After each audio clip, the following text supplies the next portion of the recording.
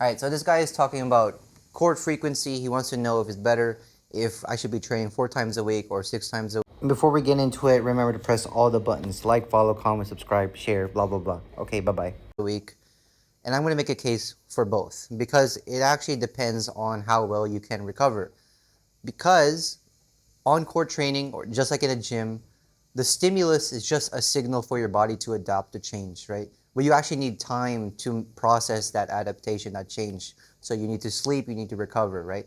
So depending on how you recover will dictate how often you should be training. So I'll have a chart later, but also the type of training you're doing also dictates how often you should be training. So for example, if I'm doing super physical multi-shuttle drills every time I'm in court, like, 20 jump smashes for 12 sets, and then, like, footwork, whatever, whatever.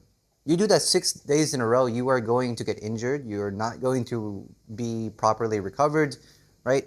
It's just going to be overtraining. So there is a need to know, or you also need to know, like, the course of the week, basically. For example, if you're doing 6 days, you could do like a hard day where you're doing lots of physical, like multi-shuttle, jump smashes, whatever, and then next day is more defense, more control, and then you could do another physical, and then a technical day, so on and so forth, right? If you stagger the days like that, that's how you can sustainably play for 6 days a week and still improve 6 days a week. And I think that's what most people prefer, right?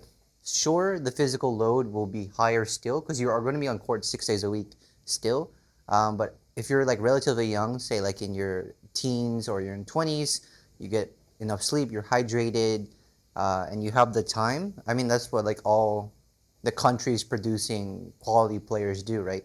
They will have their players train 6 days a week. This was the case in Korea, my case in Thailand, my case here in Malaysia. So I think that's the generally accepted best solution. But I will have the chart now. So I will get out of the way so y'all can see it, right? But it is essentially a matrix, and I guess I'll put the full picture in the bottom. So it really just depends, right? If you are training, like I would say, less than 3 days a week, recovery does not really matter. Most of your sessions should be quite physical, unless you have like glaring technical issues that you need to overcome, right? Between like 3 and 4 days, it really depends. Usually, I think would be best is like 3 physical days and 1 technical day. And then when you have to train, or when you do train 6 days a week, then it really becomes a bit more nuanced, right? Really depends on your personal goals, your recovery, speed, how disciplined are you, like what's your current physical capability, so many things. But typically, and like I can tell you what we do here at Malaysia at Sports Affair, Monday is typically multi-shuttle drills, right? Usually we'll be doing 12 to 24 sets. So like, you do this for 20 shots, then you go to the next court, there's another coach. You do this for however many shots, then you go to the next coach. Yeah, it's like derecho after everyone. And you'll like rotate, and that'll be until 12 sets. And then group B will go, you will rest, and then there'll be a new program. But yeah, very exhausting Mondays. And then Tuesdays are typically like time-based control stuff. They call it stroke development. But sometimes it's like, for example, as a doubles player, 2v1, 3v1 defense. So for 10 minutes or 15 minutes, 7.5 minutes on both sides of the court, I will just be defending against 2 people or 3 people. Literally just practicing the lifts, the defense, right? But it's still game-like. Or I'll be tapping. So I'll be in the front, there'll be 2 people defending, and I am tapping down for 15 minutes straight, 10 minutes straight, right? So that's going to be not as intense and not as like zone 5 as Monday, but more like zone 3, because you are going to be, right, to, what's the word I'm looking for? You're going to be on court. Like, you're going to be actively working for 10 to 15 minutes straight. So it's still quite difficult, but it's not as difficult as, 20 shots of max effort, then basically 5-10 seconds later doing a different drill at near max effort again, right? And then Wednesdays are sparring days. So again, another quite intense day because sparring is you want to win, right? So you're going all out usually on those days. Thursdays are running days, but I don't do the running because of my ankle. So I do gym, I do jogging, right? I work on my ankle. And that's the goal. Eventually, I will work up to being able to sprint comfortably and without me worrying about my ankle again. But right now, we're not there yet. And then Friday is usually like depends on what the coach is feeling that day. So um, sometimes it's additional multi-shuttle, sometimes it's additional technique day, it's a lighter day, or it's control based, right? And that's what I mean by there's discretion. Like there's a few set days, and then the coach looks at the general state of the players for that Friday, and then if everyone's looking fresh, then we might do more multi-shuttle, right? And then Saturday is another sparring day, right? And then Sunday is rest.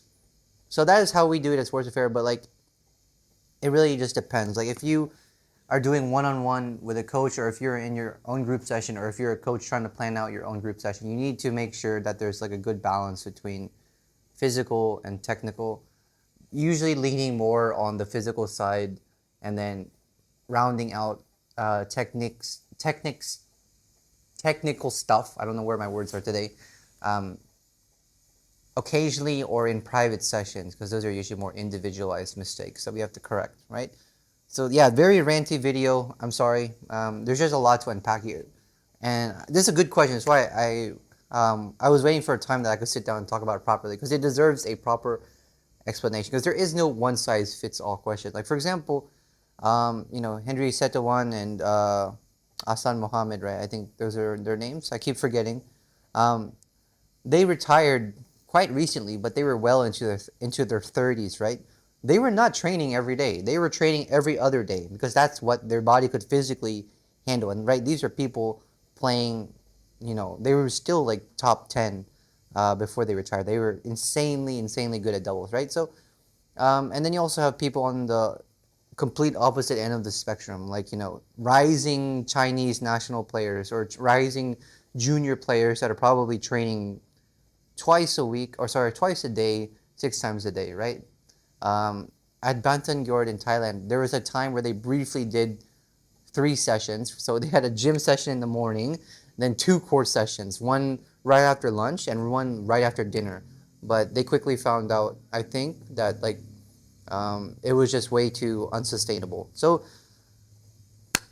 yeah, it's very trial and error. Like there are general guidelines, and again, you can look at the chart, and you can try out different stuff, but you need to find out what works best for you as a player as well. And it's okay to start out with less time on court, and then as your physical improves, then slowly ramp up the volume. In fact, that's probably what's recommended. If you start from 0 and then you immediately throw yourself into a 6-day, a week, twice a day training regime at some country, you will get injured, right? It's a matter of when, not if.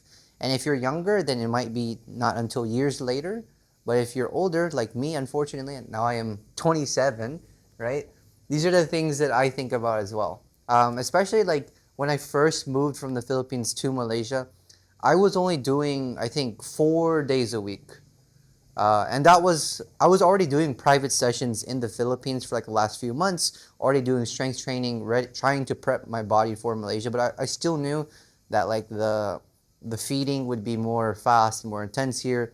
The overall demand would be higher, right? And the sessions are super early in the morning, so like sleep is going to be a bit of a struggle for me. So like I knew that I had to ease into it, right? So yeah, I hope this was helpful. There's a lot of information. I'm happy to answer any questions that you guys may have in the comments below. Just ask away. And I guess, if you like the video, press all the buttons. Let me know what else you guys want to see from me. Bye-bye.